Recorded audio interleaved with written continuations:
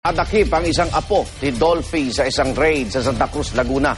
Inamin ng suspect na gumagamit siya ng droga, pero hindi raw siya nagtutulak. Darito ang exclusive report ni Emil Sumangil.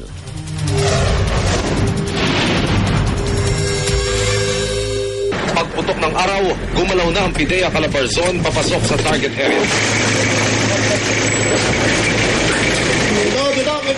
Dito.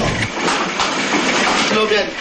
Nasa kaloob-looban ng Barangay Palesan, Santa Cruz, Laguna ang target ng operasyon. Sa bisa ng search warrant, pinasok ng Philippine Drug Enforcement Agency o PIDEA ang bungalow type na paupahang ito. Kasabay ng pag-iba ng pintuan sa harapan, inikutan ng PIDEA ang likuran at nang ma-penetrate ang loob ng bahay.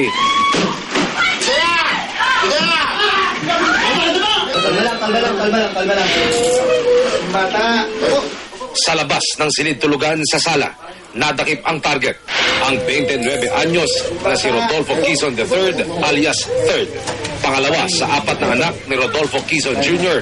at apo ng yumaong comedy king Dolphy. Nasamsam ng PIDEA sa operasyon ng ilang drug paraphernalia. Inihinalang pinatuyong dahon ng marijuana at mga tableta ng Valium na ayon sa PIDEA isang controlled substance na hindi basta-basta nabibili ng walang reseta. At ang butikang pinagbibilan ay dapat accredited ng PIDEA. Sa panayam ng GMA News, inamin ni Rodolfo Quezon III na siya'y drug user. Pero itinangging siya'y nagtutulak ng ipinagbabawal na gamot. Gumagamit lang po ako, inaamin ko, pero hindi ako tulad ng iniisip nila. Pero ayon sa PIDEA Calabarzon, bukod sa inirereklamo na ng mga kapitbayang suspect na si Quezon, kabilang sa order of battle ng PIDEA Calabarzon Region 4A si Rodolfo Quezon III. Para sa unang balita, Emil Sumangil reporting.